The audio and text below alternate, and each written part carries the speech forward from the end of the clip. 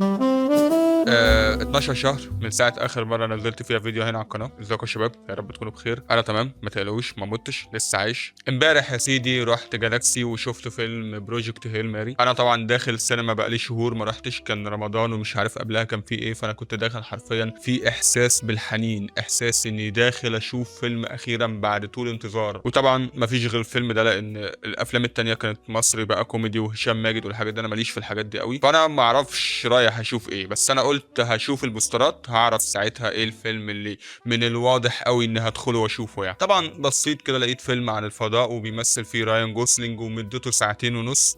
لا، استمتعت بوقتي بصراحة في الفيلم ده. فيلم تحفة قوي من ناحية التصوير والمزيكا وسفينة فضائية وبتاع وكيمستري يا اخي بتحصل بين البطل وكائن فضائي. من زمان ما شفتش حاجة زي كده. اخر حاجة باين كانت اي تي بقى وانمي ماين وحاجات قديمة قوي. يعني بصوا مبدئيا كده انا هتكلم براحتي، هحرق براحتي، وما عنديش بقى خلق لمراجعة بدون حرق والكلام ده. انا هتكلم عن كل الحاجات اللي عجبتني في الفيلم. ممكن بقى ما احرقش قوي، انت وحظك بقى، جت ما جاتش ما جاتش. مش عايز الفيلم يتحرق عليك ما تكملش الفيديو بقى، ماليش دعوه. يعني زهقنا بقى يا جماعه من موضوع ما تحرقش ومراجعه بدون حرق، وابقى بتكلم عن التصوير والمونتاج. وخلينا نتكلم حبي كده. اكتر حاجه مبهره بالنسبه لي في الفيلم ده لما روكي بيضحي بنفسه عشان جريس، بينزل من البالوره الزجاجيه بتاعته دي، بيتعرض لاصابه شديده. هو ما بيموتش في الاخر انا عارف، بس حته انه اتعلق بالبطل قوي، فلما شعر انه في غيبوبه ومش قادر يلحق نفسه نزل على طول وشد السكينه واغمى عليه هو كمان وبتاع مش عارف ايه. بجد رايان جوزلينج اداؤه في الفيلم يخليك تقعد تعيط. الفكره ان الفيلم ده من كتابه نفس الشخص اللي كتب فيلم ذا مارشن. فيلم ذا مارشن بالنسبه لي واحد من احلى الافلام اللي كل مره بشوفها بقعد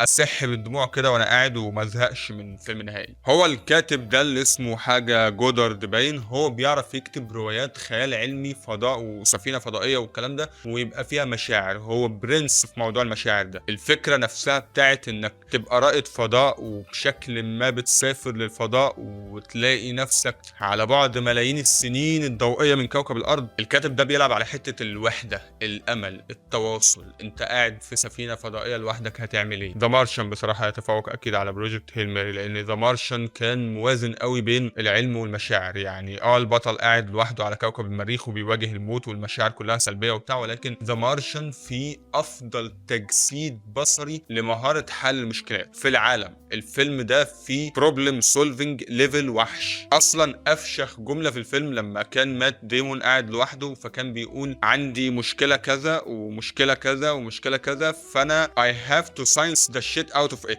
فيلم مش طبيعي، فيلم شفته بتاع 6-7 مرات لحد دلوقتي. لكن بروجكت هيل ماري يعني ماشي شغال، بس ما كانش فيه الحته بتاعت الساينس دي قوي. هو اعتقد ركز اكتر على العلاقه اللي بتنشأ بينه وبين الكائن الفضائي. وبصراحه الكائن الفضائي اللي في الفيلم ده يعني تصميمه مش احسن حاجه. هو الفيلم طبعا كان مركز اكتر على جريس، وهو بيصنع اول تواصل بشري مع الفضاء الخارجي، بيقابل شخص تاني مختلف عنه تماما بيتواصل معاه. حته التواصل دي في الفيلم جامده برضو. عمل نموذج لغوي كامل بالحروف والكلمات وبالصوت كمان عشان يتواصل مع روكي. في الاول بيحسوا بعدم تفاهم شويه كده مع بعض، لكن مع مرور الوقت واحده واحده علاقتهم بتتطور اكتر، بيحبوا بعض اكتر. بنتفاجئ ان روكي تقريبا عنده نفس المشاعر بتاعه البشر. الكاتب واضح انه مسهلها على نفسه قوي خالص عشان تنشأ علاقه بينهم سريعه. روكي بيحس وبيحب وبيتعلق وبيفهم البطل وبيفهم معاناته ومأساته، فاهم يعني ايه شجاعه، يعني ايه خوف، يعني ايه حب. ممكن تكون لغه التواصل بينهم مختلفه، ولكن بيشتركوا سوا في الاحساس بالمسؤوليه، بالتضحيه، بالتعلق بالماضي. جريس كان بيحب واحده وروكي برضو كان عنده واحده بيحبها. هما الاتنين كانوا لوحدهم في الفضاء، فلما بيتقابلوا كل واحد فيهم بيشوف نفسه في مرايه التاني، فبيونسوا بعض. لما كل واحد فيهم كان لوحده كان ضعيف، لكن مع بعض هما الاتنين اقوى بكتير. طبعا الكيمستري الفشيخه قوي دي في وسط الصوره السينمائيه المبهره دي، انت بتستحن مع الفيلم بقى. يعني لو زي حالتي كده داخل الفيلم لوحدك هتقعد تتفرج وتعيط وما بتحسش بالوقت بقى وهو بيعدي.